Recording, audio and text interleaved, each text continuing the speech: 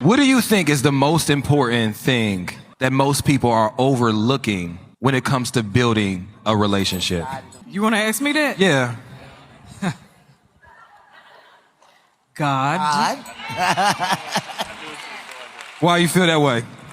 What you mean why I feel that way? I'm not for the listener, not for me. Songs of Songs, Ephesians, 1 Peter, 1 Corinthians. The Bible itself is the foundation. Christ itself is the foundation. You need to know how to steward that relationship, and the Bible is your manual to be able to do so. So you bring God in first. When God is the center of anyone's marriage, that's where the success is going to be, because that's where your self-control is going to be. That's where your discipline is going to be. That's where your stewardship is going to be. That's where your grace is going to be. That's where your compassion is going to be. That's where your partnership is going to be. That's where your companionship is going to be. That's where your oneness is going to be. That's where the unity is going to be. That's where your covenant is going to be. You have to understand what covenantal love is to begin with. And if you want to understand it, you need to know how Christ loved the church to begin with.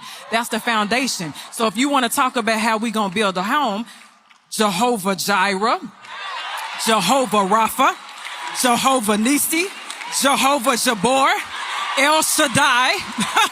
Shall we keep on going? Yeshua, Jesus Christ. Shall we keep on going about how you can do this? Because I can take y'all to church, but I'm not going to take y'all to church today. I promise you I won't. Because when you need healing in your marriage, you got to call on Jehovah Rapha. When you don't know how to heal your marriage, when you go through sicknesses, or when the head of your marriage comes under attack from temptation and things like that, you're going to know who to call on. When you're in battle and you need a victor to come through, when you need a conqueror to come through, when you need a mighty strong hand to come through, you're going to call on Jehovah Jabor. You're going to call on Jehovah Nisi. So that is how you build the foundation. So that way, you know, if you are a wife, you know not how to be quarrelsome, not how to have strife. You know how to bring balance. As a man, you know how to serve, because Jesus Christ was a servant. So if y'all want to know how to build your home, put Christ in the center of your home, and I guarantee you that's how the marriages were successful.